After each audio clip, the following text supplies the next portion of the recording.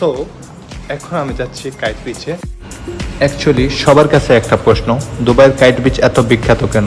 দুবাইয়ের kite beach তার প্রাণবন্ত পরিবেশ, জলক্রিয়া এবং বুর্জ আল আরবের অস্ট্রাটার দৃশ্যের জন্য বিখ্যাত, যা এটিকে পর্যটক এবং বাসিন্দা উভয়ের কাছেই একটি জনপ্রিয় গন্তব্য গড়ে তুলেছে।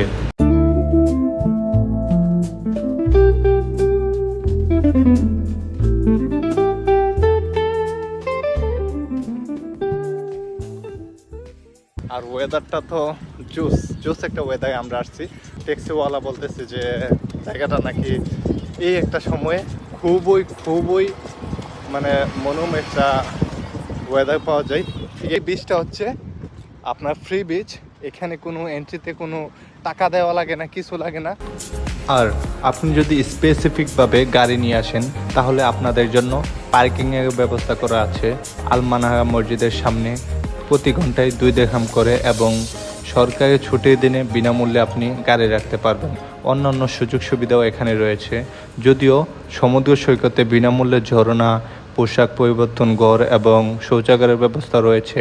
বিশেষ করে আপনার যদি উইকেন্ড থাকে তাহলে আপনার লাইনও থাকতে পারে।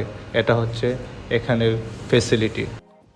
সো এখন আমরা সল্টের মেনুটা দেখাই আপনাদেরকে। মেইনলি সল্টে কীরকম খাবার পাওয়া যায়, এক্স্যাক্টলি কী খাওয়া যায়।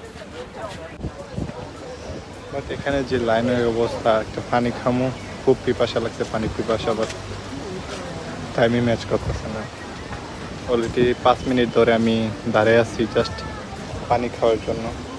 সো এখন সল্ট থেকে চলে যাচ্ছি। এটা ছিল সল্ট থেকে আর জাস্ট একটা স্টিল ওয়াটার কিনছি, আর কিছু কিনি নাই। এখন চলে যেতে হবে।